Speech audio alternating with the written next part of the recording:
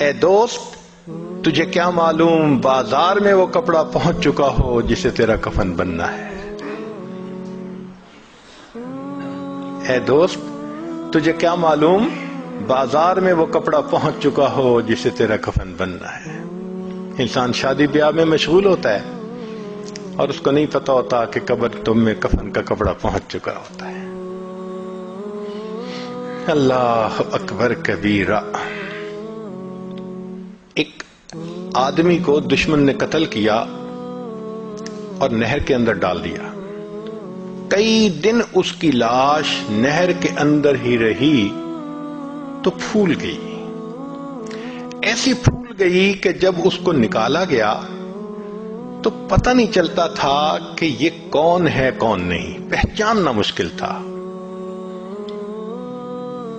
یہ بھی پتہ نہیں تھا کہ کس شہر کا ہے. چنانچہ پولیس نے کاغذی کارروائی کر کے جو قریب بستی تھی اس کے عالم کو کہا کہ بھائی آخر مسلمان ہے، آپ اس کو نہلا دیں، کفنا دیں اور دفن کر دیں، ہمیں تو اس کے وارث کا کوئی پتہ نہیں. لو جی، امام صاحب نے بستی والوں کو کہا کہ لوگوں نہلا تو میں دوں گا، میرے پاس کفن کے پیسے تو نہیں ہیں، تو کفن کے پیسے دو. دیہاتی علاقوں میں لوگوں کے پاس کھانے پینے کے لیے چیزیں تو ہوتی ہیں، سپینڈنگ کیپیسٹی نہیں ہوتی، کیش نہیں ہوتا. انہوں نے کہا مولانا اعلان کر دو مسجد میں. بستی میں اعلان ہوا، لوگوں لاوارث نعش ہے، کفن خریدنا ہے، اس کا چندہ کرو. کوئی 5 روپے لایا، کوئی 10 روپے لایا. آدھا گھنٹہ اعلان ہوتا رہا لاوارث نعش، اور پھر جا کے پیسے پورے ہوئے تو اس کو کفن دے کے اس کا جنازہ پڑھا کے اس کو دفن کر دیا گیا. پولیس اس کی تفتیش میں تو لگی ہوئی تھی. 3 مہینے کے بعد کیس کی حقیقت کھلی تو پتہ چلا کہ وہ ایک علاقے میں ایک پورے گاؤں کا نمبردار تھا اور اس کی 4 مربع زمین تھی جس میں فروٹ کا گارڈن بنا ہوا تھا. کروڑوں پتی تھا، کروڑوں روپیہ اس کے بینک اکاؤنٹ میں تھا اور اس کے 4 جوان العمر بیٹے تھے.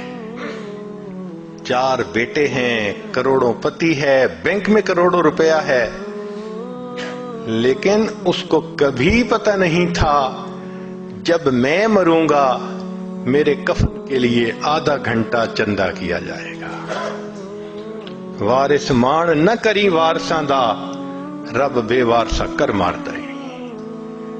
فرماتے ہیں کہ اے وارث تو اپنے وارثوں کا مان نہ کرنا، اللہ تعالیٰ کبھی کبھی بندے کو لاوارث کر کے مار دیا کرتے ہیں، کیا پتہ کس حال میں موت آئے.